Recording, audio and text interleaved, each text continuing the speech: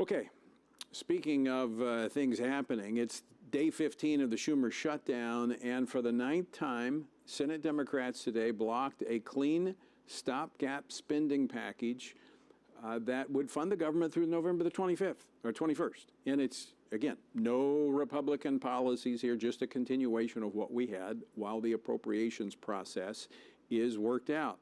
Now, many are expecting the situation to remain unchanged at least until this weekend's No Kings rally, which the speaker has labeled the I Hate America rally.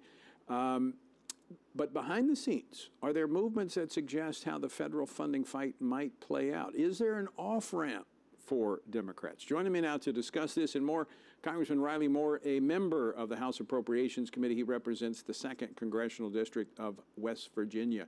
Congressman Moore, welcome to Washington Watch. Thanks so much for joining us today. Hey, Tony. Thanks so much for having me on.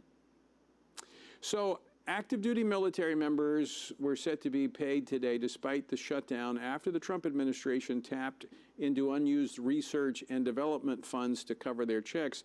But that's just a temporary fix. How long can that hold? Well, you're right. This is just a temporary fix. And they were paid on the 1st. So that was the last appropriated paycheck that they got. And then we had this wall that we're running into on the 15th, and as you rightly stated, they reprogrammed some R&D dollars, but eventually those dollars are also going to run out. Now, they're building contingency plans over there at the White House right now to make sure and ensure that our troops continue to be paid. But what I would say is a good piece of news here in terms of, and you just laid it out, how are we going to get out of this? How are we going to try to figure some of this out? Leader Thune in the Senate is currently trying to bring the defense appropriations bill that the House passed off the floor and sent to the Senate. He's trying to get that up for a vote in the middle of this shutdown, up for a vote on the U.S. Senate floor. Now, that obviously would pay the troops and actually might pave a way to get out of this shutdown. And I would remind the audience, not that they're tracking everything that we're up to, but we did pass a motion to go to conference with the Senate in the House in September. So I think you're going to also see a motion to go to conference in the United States Senate on a 3-pack of bills that we were going to do, which is ledge branch, ag, and military construction and veterans affairs. So if we could get defense and then move to those next 3 bills, well, presto changeo, we actually might have something we've not seen in a very long time in Washington, which is a semblance of regular order, which is what we all want. We want regular order. Right. And so perhaps that might get us in a strong step in that direction, Tony. So what you're laying out there, if I understand correctly, is that these appropriations bills, as they're approved, at least those portions of government would reopen. Exactly. So you would move into potentially partial shutdown. Now, look, I don't put it beyond the Democrats to just say, no, we're not voting for the defense appropriations bill. We're not voting for any bills. We're just going to keep the government shut down. Maybe that's what happens here. But we're going to find out on Thursday, tomorrow, if that is the case. So, but as you rightly stated here, this could be a way to partially start to open up departments of the government where we can conference these bills. We've passed all 12 out of committee in the House, and we've passed 3 on the floor already. So we're in good shape over here to be able to go ahead and conference on a lot of this stuff.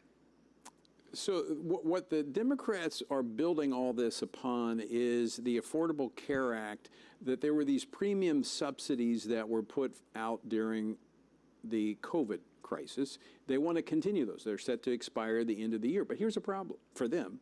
Republicans have never voted for these subsidies. In fact, they've not voted for the ACA and its funding of abortion and now transgender surgeries. So if they're going to build their whole defense or their whole opposition against funding the government on those 2 issues, I don't see how they're going to get Republicans to go along with them. No concessions on this. I'm not for any concessions on a clean CR, ACA, otherwise. That's not a funding the government issue. You're talking about taxes. That belongs in Ways and Means. That belongs over in Finance in the Senate. That has nothing to do with funding the government. And these folks have put themselves in a box on this.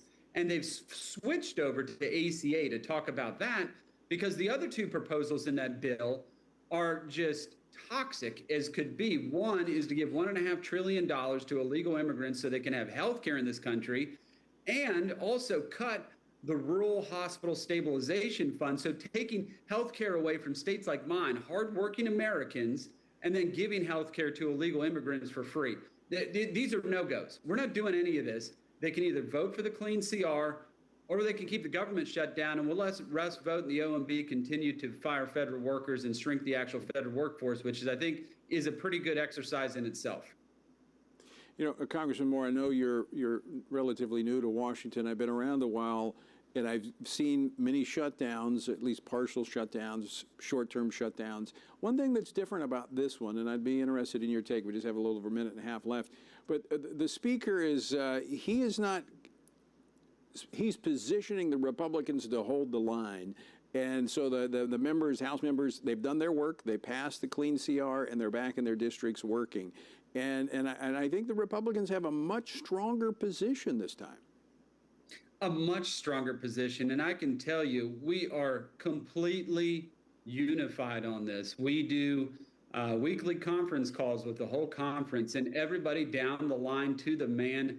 We are united on this. And we have proven we are united when we pass the one big, beautiful bill. We have not failed in our duty to be able to implement President Trump's agenda and the Republican agenda. At every turn, the House has succeeded, and we are going to succeed in this as well, and we are not going to break on this. Well, Congressman Moore, we're out of time, but I appreciate another topic. You've been speaking out on the persecution of Christians in Nigeria, calling for the Trump administration to redesignate Nigeria as a country of particular concern. I want to get you back on to talk about that because I share your concerns over that, and I appreciate you speaking out on that. Well, thank you for that, Tony. And please, if people aren't aware of this, there's more Christians killed in Nigeria than all other countries combined. So please. Right.